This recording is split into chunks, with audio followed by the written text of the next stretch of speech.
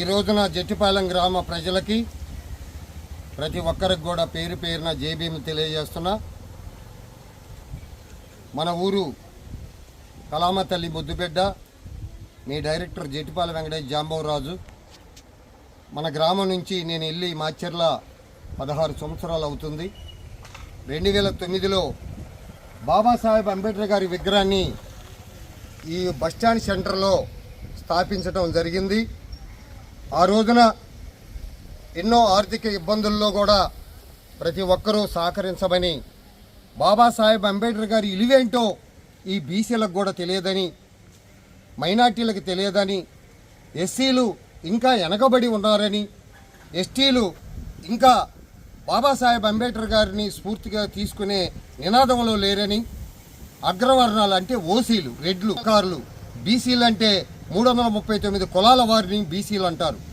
ఈ రోజున బీసీలు 35% రిజర్వేషన్ పొందుతున్నారంటే ఈ మహానుభావుడు రాజ్యాంగంలో కల్పించిన హక్కుల ద్వారానే.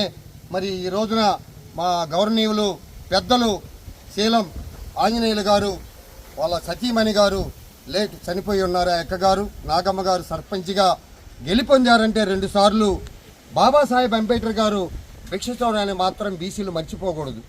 అలాగే నీల వెంకటేశ్వర్లు మరి ఈ స్థలం బీసీల్లో ఉండి ఆయన మీద ఉద్యమాలు చేయటం కానివ్వండి, ఎన్నో పోరాటాలు చేయటం కానివ్వండి, ఈ విగ్రహం వీళ్ళ తమ్ముడు మరి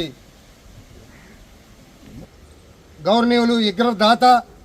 మేము అడగంగానే కళాకారులుగా నేను అడగంగానే ఆ విగ్రహం తీసుకొచ్చి డొనేషన్గా మరి దాతగా చీలం చెన్నయ్య గారు ఇచ్చినందుకు మరి ఈ స్థలంలో ఎన్నో పోరాటాలు చేసి ఈ రోజున 16 సంవత్సరాలు అవుతుంది. నేను మన ప్రజలకు కానివ్వండి, మన గ్రామస్తులకి, మహిళలకి ఈ రోజున మహిళలందరూ కూడా స్వేచ్ఛగా బతుకుతున్నారంటే బాబాసాహెబ్ అంబేద్కర్ గారు భారత రాజ్యాంగంలో ఎన్నో హక్కులు ఇచ్చారు. బీసీలకి జీవించే హక్కు ఇచ్చాడు, మాట్లాడే హక్కు ఇచ్చాడు, స్వేచ్ఛనిచ్చాడు. గ్రామ స్థాయిలో నుండి సర్పంచులు కానీ, వార్డు మెంబర్లు కానీ, జెడ్పీటీసీలు కానీ, ఎంపీటీసీలు కానీ, ఎమ్మెల్యేలు కానీ, ఎంపీలుగా గెలుపొందుతున్నారంటే బాబాసాహెబ్ అంబేద్కర్ గారు ఓటు ద్వారా మాత్రమని కూడా ప్రజలు తెలుసుకోవాలి. ఇలా బీసీలు చదువుకుంటున్నారంటే ఆ చదువు ఎవరు నేర్పారో, ఎవరు హక్కు ఇచ్చిందంటే బాబాసాహెబ్ అంబేద్కర్ గారని మర్చిపోవద్దు. ఈ రోజున ఎన్టీ రామారావు గారు పార్టీ స్థాపించారంటే కలామ తల్లి ముద్దు బిడ్డగా ఆయన్ని ఇవాళ మనం స్మరించుకుంటున్నామంటే బాబాసాహెబ్ అంబేద్కర్ గారు భిక్షతో ముఖ్యమంత్రి అయ్యాడు. అలాగే వైఎస్ రాజశేఖర రెడ్డి గారు ఒక రైతు కుటుంబంలో పుట్టి ఒక రైతు కుటుంబంగా ముఖ్యమంత్రి అయ్యాడంటే అది బాబాసాహెబ్ అంబేద్కర్ గారి పుణ్యమని ఆయన ఏ రోజైనా మీడియాలో కూడా ఎన్నోసార్లు మనకు వివరించారు. ఇలా నరేంద్ర మోడీ గారు, ఇందిరమ్మ గారు ప్రధానమంత్రులు అయ్యారంటే అది బాబాసాహెబ్ అంబేద్కర్ గారు భారత రాజ్యాంగ స్ఫూర్తితోనే మీరు మర్చిపోవద్దని కూడా మీరు తెలియజేస్తున్నాను ఈ మీడియా ద్వారా. మిత్రులారా, దయచేసి ఈ పల్నాడు ప్రజలు కానీ, యావత్ భారతదేశం కానీ, ఏపీ తెలంగాణ ప్రజలు మొత్తం కూడా మీరు తెలుసుకోవాల్సింది ఏంటంటే అంబేద్కర్ గారు దళితుడు కాదు, ఒక కులానికి అంటగట్టొద్దు, అందరి వాడు.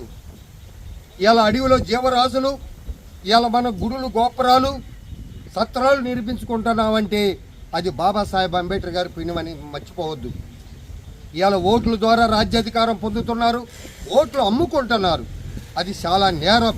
అందుకని ఈ రోజున మరి బాబాసాహెబ్ అంబేద్కర్ గారి స్ఫూర్తితో 16 సంవత్సరాలు ఈ విగ్రహం, ఈ స్థలం అందరి వాడిదని, అందరికీ హక్కు ఉంటుందని మీడియా ద్వారా మీ అందరికీ తెలియజేస్తున్నాను.